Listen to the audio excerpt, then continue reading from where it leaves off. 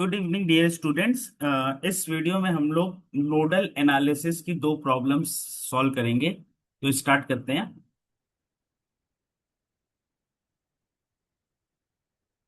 ये क्वेश्चन था, इसमें using nodal analysis method determine the voltage across point B and C and current in 12 volt battery in figure 3। तो इस question को करने के लिए नोडल एनालिसिस का मैं आपको पहले ही बता चुका हूं कि हमें सबसे पहले नोड आइडेंटिफाई करना होता है। तो यहाँ पे एक पॉइंट पे एक नोड ये है, इसका नाम ए दे देते हैं। एक नोड यहाँ पर बी है और एक नोड यहाँ पर आपका सी है। ओके, देखिए यहाँ पे इन दो पॉइंट्स को हम नोड नहीं लेंगे। ये इस पॉइंट और इस पॉइंट को हम नोड नहीं कंसीडर करेंगे, इस वाले पॉइंट को, क्योंकि ये दोनों पॉइंट सीधे ए और सी से कनेक्टेड हैं, तो इनको हम नोड नहीं कंसीडर करेंगे। यहाँ पर ये जो नीचे के पॉइंट हो जाएंगे, ये आपका हो जाएगा रेफरेंस नोड। और रेफरेंस नोड का वोल्टेज होता है V इज इक्वल टू 0। तो हर एक नोड से मैंने आपको बताया था कि आप आउटगोइंग करंट निकाल लेंगे। तो आप आउटगोइंग करंट ले लेंगे, जैसे इस नोड से इधर आउटगोइंग करंट है I1, और इधर आई आउटगोइंग करंट है I2। और इधर की ये जो करंट जाएगी, ये करंट आगे जाके दो पार्ट में डिवाइड हो जाएगी।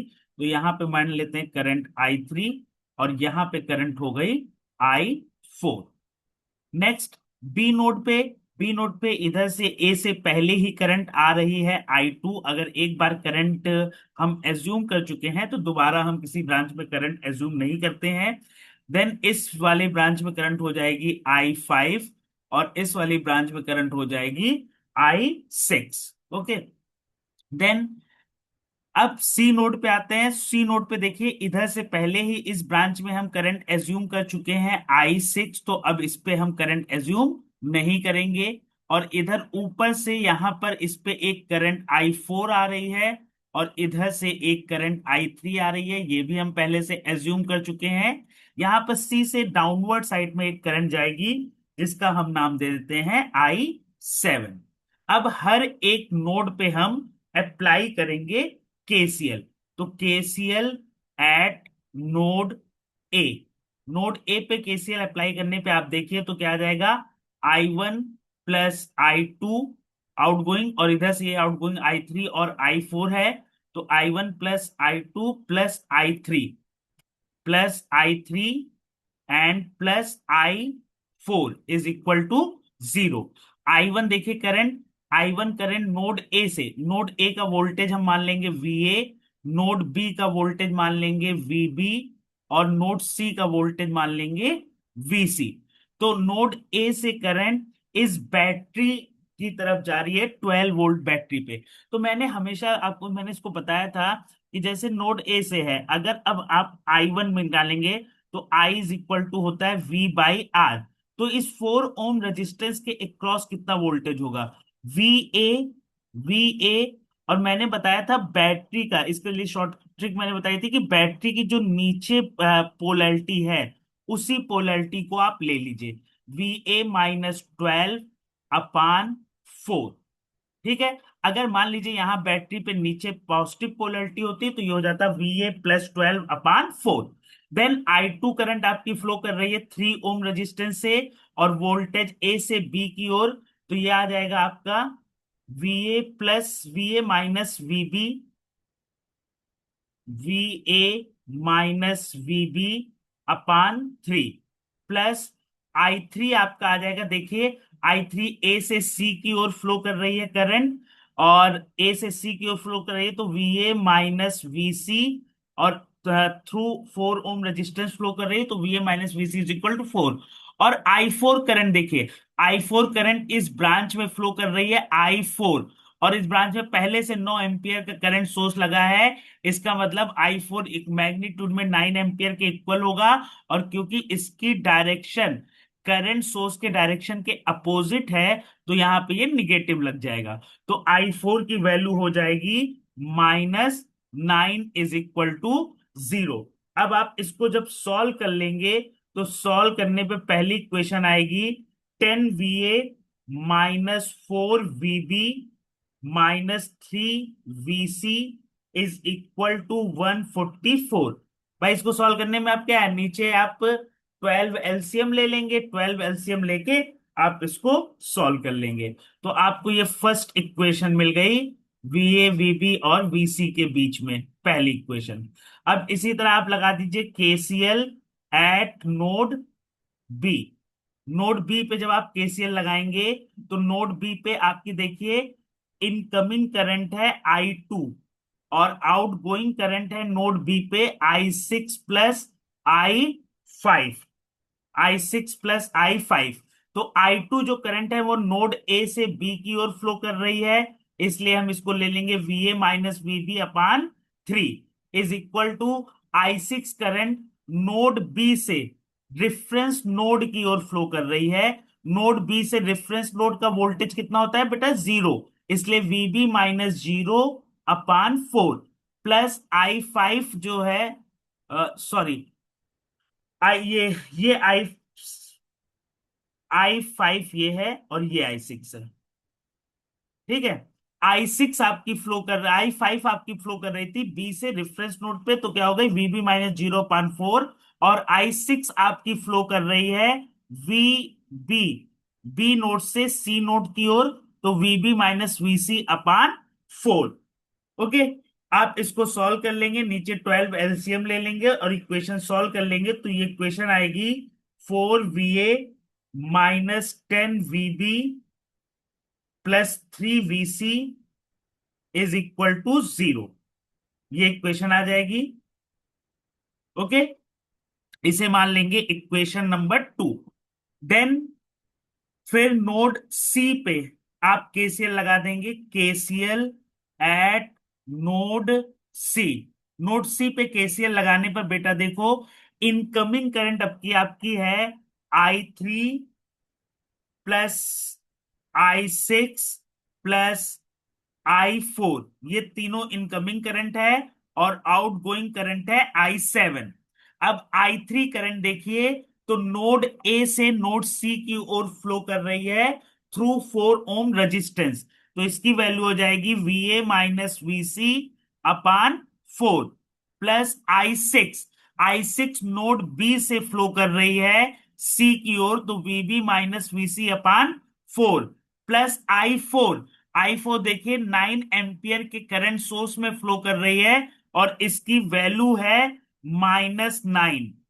इसकी वैल्यू है -9 इज इक्वल टू I7 आपका नोड सी से रेफरेंस नोड की तरफ फ्लो कर रही है, तो VC-0/2 ओम के रेजिस्टेंस के थ्रू फ्लो कर रही है, तो VC-0/2। ओके, तो ये आपकी तीसरी इक्वेशन बन गई और इसको आप थोड़ा सा सॉल्व कर लेंगे तो ये इक्वेशन बन जाएगी, सिंप्लीफाई करने पर VA+VB -4VC is equal to 36। Okay, तो बेटा अब आपके पास देखिए 3 इक्वेशन है और 3 अननोन है, तो इन 3 इक्वेशन को आप सॉल्व करके सारे अननोन VA VB और VC की वैल्यू निकाल सकते हैं। इसको सॉल्व करेंगे तो VA की वैल्यू आएगी 15.14 वोल्ट, VB की वैल्यू आएगी 4.85 वोल्ट और VC की वैल्यू आएगी -4 वोल्ट। ठीक है, अब आपको बेटा VB माइनस VC, VC के क्रॉस आपको वोल्टेज निकालना था, तो VB का वोल्टेज है 4.85, VC का वोल्टेज है -4 वोल्ट, तो VBC हो जाएगा VB-VC is equal to 8.85 volt. Okay, and इसके अलावा आपको इस बैटरी 12 वोल्ट की बैटरी के थ्रू करंट निकालना था, तो 12 वोल्ट के बैटरी के थ्रू I1 करंट फ्लो कर रही है, तो I1 हो जाएगा VA-12/4, तो ये वैल्यू आ जाएगी VA की 15.14 -12/4, और इसको आप अगर सॉल्व कर लेंगे तो ये वैल्यू आपकी निकल के आएगी इसको सॉल्व करेंगे तो 0.785 ampere. I1 is equal to 0.785 ampere. तो ये प्रॉब्लम थी, पहली प्रॉब्लम। अब हम दूसरी प्रॉब्लम की ओर बढ़ते हैं। दूसरी प्रॉब्लम भी आपकी नोडल एनालिसिस पर है, और ये सिंपल नोडल एनालिसिस।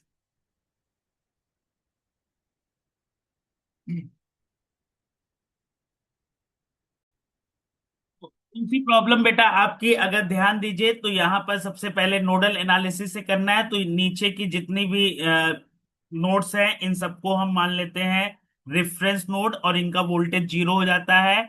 और इस नोड पे देखिए, तो इस नोड को हम मान लेंगे वी ए, नोड ए, और इसका वोल्टेज वी ए, और इसको नोड बी, इसका वोल्टेज वी बी। अब ध्यान देखिए, तो इस प्रॉब्लम में बेटा डायरेक्ट एक ideal current source, sorry ideal voltage source directly connected है नोड ए से। तो नोड ए से अगर ये directly ideal voltage source connect है, तो इसका वोल्टेज आप डायरेक्टली लिखेंगे बाई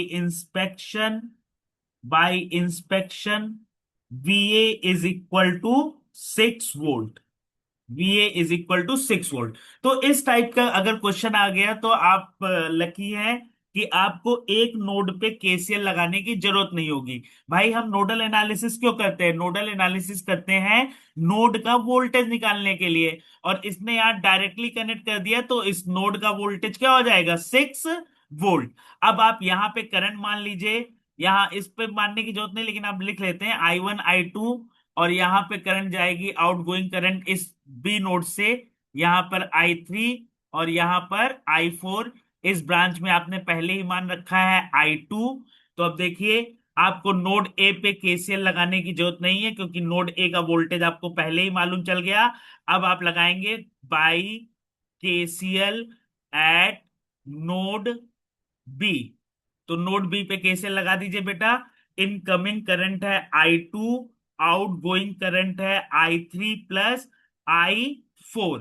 I2 देखिए, I2 करंट ए नोड से बी नोड की ओर फ्लो कर रही है। इसका मतलब वैल्यू हो जाएगी VA minus VB upon 2 ohm का रेजिस्टेंस लगा है, is equal to I3 current B node से रेफरेंस नोड की ओर फ्लो कर रही है, तो VB माइनस रेफरेंस नोड का वोल्टेज जो जीरो होता है अपान रेजिस्टेंस है 12 ओम, प्लस I4 जो आपकी फ्लो कर रही है उसमें 4 एम्पियर का करंट सोर्स लगा है। तो I4 की वैल्यू मैग्नीट्यूड वाइज 4 एम्पियर हो जाएगी, लेकिन इस करंट सोर्स की डायरेक्शन और I4 की डायरेक्शन अपोजिट है, इसलिए यहां साइन लग जाएगा माइनस। तो यहां पे आपने -4 लगा दिया। VA की वैल्यू 6 है, तो 6 minus VB/2 is equal to VB/12 -4। अब इस इक्वेशन को आप सॉल्व कर लेंगे, और सॉल्व करने पर आपकी सोल्यूशन आ जाएगा VB is equal to 12 volt. Okay, तो ये दो प्रॉब्लम्स थी। इन दो प्रॉब्लम को नोडल एनालिसिस का ये सोल्यूशन है, और इसी तरह आप क्वेश्चन प्रैक्टिस करते जाइए। Okay, thank you everyone.